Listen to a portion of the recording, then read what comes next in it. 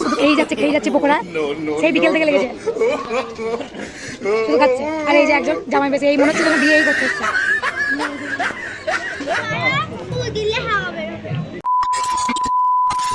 তো hey guys, welcome back to my channel Ananya lifestyle. তোমরা সবাই কেমন আছো? আশা করি সবাই ভালো আছো, আমিও ভালো আছি। তো আজকের ব্লগটা কি নিয়ে আশা করি বুঝতে পারছো টাইটেল আর থাম্বনেল দেখে। তো ছোটদেরকে আমার ভালোবাসা আর বড়দেরকে প্রণাম জানিয়ে আমি ব্লগটা স্টার্ট করি। আমি রেডি হয়ে নিই, তারপর তোমাদের সঙ্গে দেখা হচ্ছে। টাটা। তো বন্ধুরা দেখো, ফাইনালি কমেন্টে কিন্তু জানাও আমাকে কেমন লাগছে।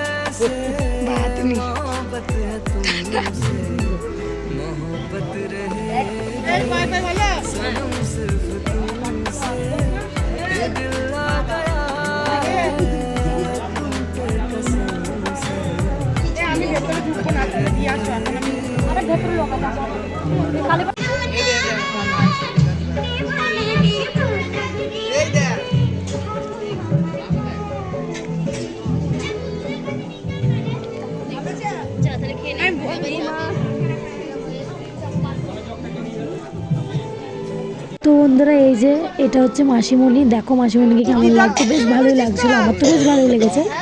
তো তারপরে ওখান থেকে বেরিয়ে চলে গেছিলাম মকটেল কাউন্টারের কাছে একটা মকটেল নিতে। একটা লিচু ফ্লেভার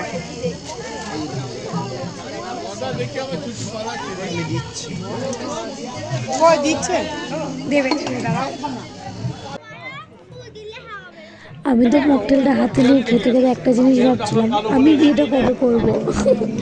তো তারপরে চলে গেলাম ফুচকা খেতে। তো জেঠু ফুচকা বানাচ্ছিল, দই ফুচকা। তো আমি ওকে বললে একটু ওয়েট করতে, আমি বললাম বেশ ঠিক আছে। তারপরে আমাকে চাটনি ফুচকা দিল।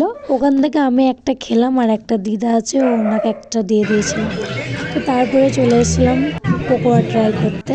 তো গাইস দেখি কেমন খেয়ে হয়েছে না, বেশ ভালো করেছিল কিন্তু পকোড়াটা। তারপর মা বলছিল যা বাবাকে ডেকে নিয়ে আয়। তো আমি আর ভাই সেটাই যাচ্ছিলাম বাবাকে ডাকতে। তো বাবা দেখছিলাম এই রীতিমতো প্যান্ডেলের কাছেই চলে এসেছে। তো আমরা ঘুরে আবার চলে এলাম।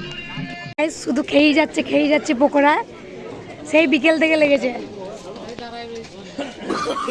শুধু খাচ্ছে। আর এই যে একজন জামাই বেশি এই মনে হচ্ছে যেন বিয়েই করতে এসছে।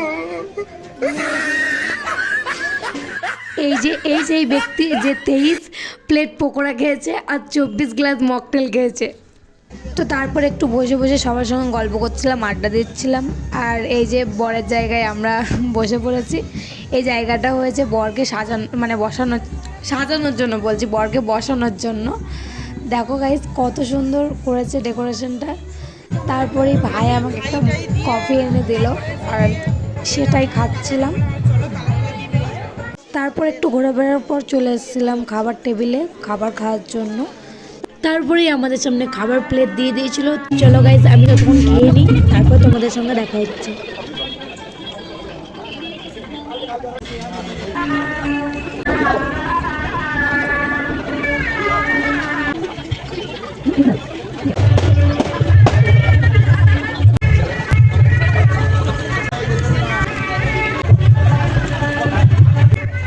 ফাইনালি এখন আমার খাওয়া দাওয়া কমপ্লিট হয়ে গেছে। আর দেখছি বরের গাড়ি চলে এসছে, এই যে যাচ্ছে বর। তো ভিড়ের মধ্যে বরকে দেখা যায়নি, পরে দেখাচ্ছে। চলো এখন বিবাহ থেকে চলে এলাম, মানে এখনও আসিনি। আইসক্রিম কটা এখন খাবো না বলে ফ্রিজে রাখতে এলাম।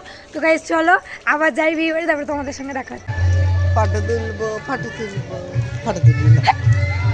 তারপর আমি পান খাবো বলে একটা পান নিতে গিয়েছিলাম, কিন্তু দুর্ভাগ্যবশত আমার পানে মনে হয় বেশি চুন দেওয়া হয়ে গেছিলো, তাই মুখটা পুরো পুড়ে গেছে।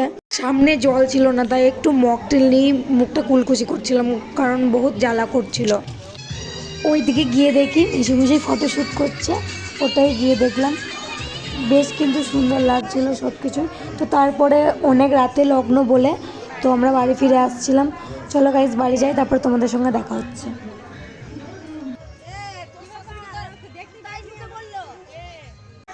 তো গাইস এখন ফাইনালি বাড়ি চলে এসেছি, আর এখনও ড্রেস ছাড়া হয়নি।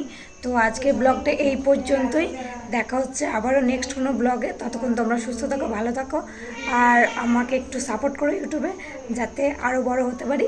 চলো দেখা হচ্ছে নেক্সট ভিডিওতে, টাটা।